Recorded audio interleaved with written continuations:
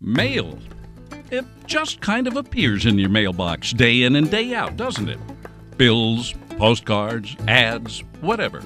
The mail arrives like clockwork. While today we rely increasingly on electronic forms of mail delivery, its importance in keeping us connected to each other hasn't changed in centuries. In times past, that connection was every bit as important as it is today. But the speed with which we communicated was far slower. In fact, there were no Facebook friends in the Old West. Here among the dusty horse trails of southern Utah, the frontier, mail took months at times to reach its destination. Sometimes it even needed to be dropped over a cliff. And the spot where they did that was called MailDrop. MailDrop is an imposing drop-off about halfway between Hurricane and Kanab, Utah, where during the 1850s, a mailman by the name of William McIntyre Dobson would actually lower the mail down the 600-foot ledge to a horseman below.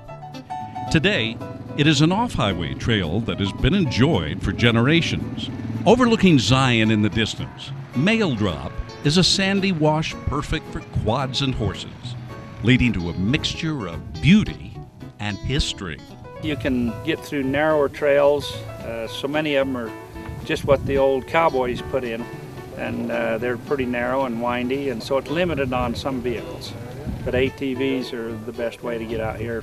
For men like Del Brittingham, who has brought tours out here for years, those old cowboy trails are the real impetus to discovery. Every turn of the trail holds a hidden story, with MailDrop standing witness to a history all but forgotten. Dale has dedicated a good deal of time to rediscovering it.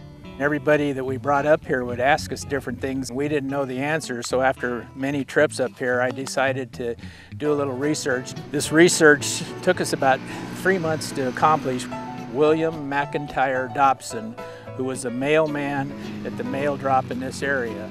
And the reason we're studying him is because his name is scratched in the rock where he would lay down over the edge and pull the mail sack up to the top. An estimated 500 to 1,000 small communities dotted this area at the time, and this was their sole means of communicating. Today, the trails loop through the sand and juniper trees, leading to adventure. While the off-highway route at one time led directly to the edge of MailDrop, today, that is no longer the case. It's become so popular that the BLM just recently has built 8 miles of fence around the trail that comes down here, and now they have blocked it off where you have to walk in here, and it's approximately a 1-mile walk in here, and then you have to climb up this 650-foot mountain to get up to the actual MailDrop. So a lot of the older people can't do that because you're hiking in 6 to 8 inches of sand, and it's just too hard on them. And it's really sad. We're going to try to do everything we can to get them to open it up. MailDrop isn't the only historic site along the trail, though. What is known as the Indian Walk, a sort of trail of rocks, leads off into the distance. No one knows how it got here, but there are theories. But I'm all for a good story, aren't we, Javor? Yep. I think it was a rancher that was down here spending time by himself, drunk and nothing to do, so he lined up rocks for people to tell stories about. MailDrop is impassable during the winter due to the heavy snows, and it's just now opening up again for ATV riding.